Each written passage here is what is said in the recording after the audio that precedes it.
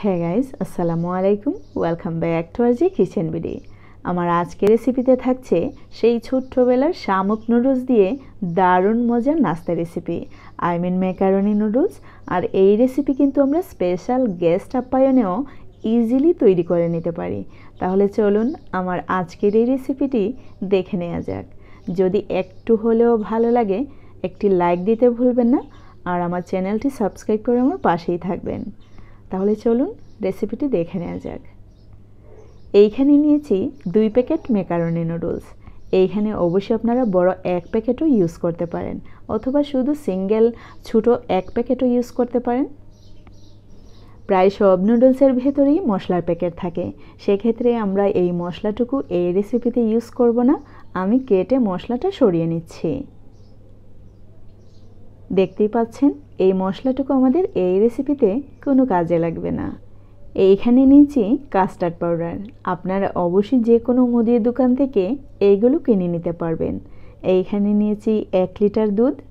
আমি এখানে গরুর দুধ ইউজ করছি, আপনারা চাইলে কিন্তু ফুল ক্রিম মিল্কও ইউজ করতে পারেন।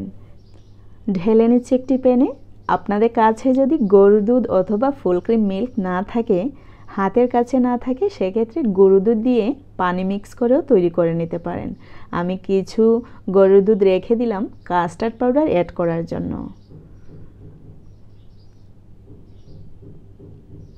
দিয়ে দিচ্ছি একটি এলাচ।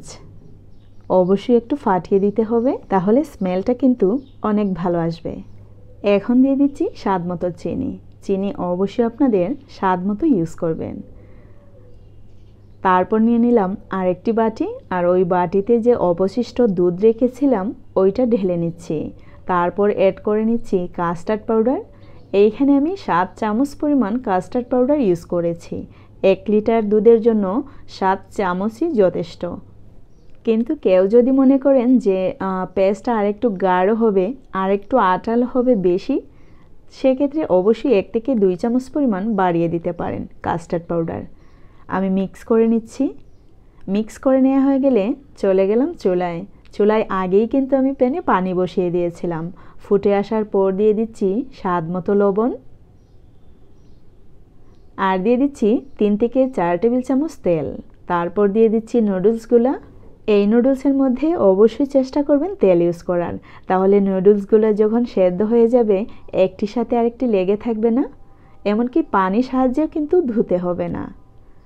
দেখুন 10 থেকে 15 মিনিট পর্যন্ত জাল করে নেওয়ার পর ঠিক এই অবস্থা। নুডলসগুলো সেদ্ধ হয়ে গেছে। আমি এখন নামিয়ে নেব। আমি একটি স্ট্রেইনারে নিয়ে নিচ্ছি, একটি হাতার সাহায্যে তুলে। অবশিষ্ট পানিটাও ঝরে যাবে, আর আমাদের নুডলসগুলো কিন্তু অনেকটাই ঝরঝরে। আপনারা দেখে নিশ্চয়ই বুঝতে পারছেন। এখন বসিয়ে দিলাম দুধের প্যান। খুব ভালো করে জাল করে নিতে হবে। সেক্ষেত্রে দুধটা যখন কুসুম গরম হয়ে যাবে তখনই আমি দিয়ে দিচ্ছি কাস্টার্ড পাউডার। কাস্টার্ড পাউডার কিন্তু বসে যায়, সেক্ষেত্রে অবশ্যই একটু নেড়েচেড়ে দিতে হবে। কাস্টার্ড পাউডার দিয়ে দেওয়া হয়ে গেলে অবশ্যই কন্টিনিউ নেড়ে জাল করে নিতে হবে প্রায় 15 মিনিট। দেখে নিশ্চয়ই বুঝতে পারছেন অনেকটাই গাঢ় হয়ে গেছে। আমি আরও 3 থেকে 4 মিনিট জাল করে নেব। আমি এখানে মোট 20 মিনিটের মতো জাল করে নিয়েছি, যাতে কিছুটা গাঢ় হয়। আপনাদের হাতে যদি সময় না থাকে সেক্ষেত্রে কিন্তু 10 চামচ পরিমাণ কাস্টার্ড পাউডার ইউজ করতে পারেন, তাহলে আরও তাড়াতাড়ি গাঢ় হয়ে যাবে। দেখতেই পাচ্ছেন অনেকটাই গাঢ় হয়ে গেছে। এখন আমি নামিয়ে নিচ্ছি। আমি একটি সার্ভিং ডিশে নিয়ে নিচ্ছি প্রথমেই নুডলস। তারপর একটি চামচের সাহায্যে স্প্রেড করে নিচ্ছি।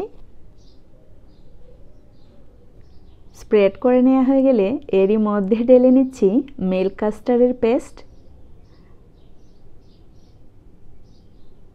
এই রেসিপি কিন্তু দারুণ মজা, অবশ্যই ট্রাই করতে ভুলবেন না। এই রেসিপি ছোট বড় সবাই কিন্তু অনেক পছন্দ করবে। মিল্ক কাস্টার্ডের লেয়ারের উপর আবারও দিয়ে দিলাম নুডলস। দেখতেই পাচ্ছেন আবারও দিয়ে দিচ্ছি এই পেস্টটা। এই পেস্টের উপর আবারও দিয়ে দিচ্ছি নুডলস। দেখতেই পাচ্ছেন এইখানে কিন্তু মোট 5টি লেয়ার হয়েছে। এখন আমরা সার্ভ করে নেব। সার্ভ করার জন্য আমরা অবশ্যই আমাদের পছন্দ মতো বাদাম অথবা যে কোনো ড্রাই ফ্রুটস দিয়ে পরিবেশন করে নিতে পারি। তাহলে আজ এ পর্যন্তই। আমার এই রেসিপিটি কেমন হয়েছে অবশ্যই কমেন্টস করে জানাতে ভুলবেন না। আপনাদের একটি লাইক ও কমেন্টস প্রতিটি কন্টেন্ট ক্রিয়েটরকে নেক্সট আরেকটি কন্টেন্ট তৈরি করতে অনেক হেল্প করে। তাহলে এখানেই বিদায়। See in the next video. Till then bye. আল্লাহ হাফেজ। সবাই ভালো থাকবেন, সুস্থ থাকবেন।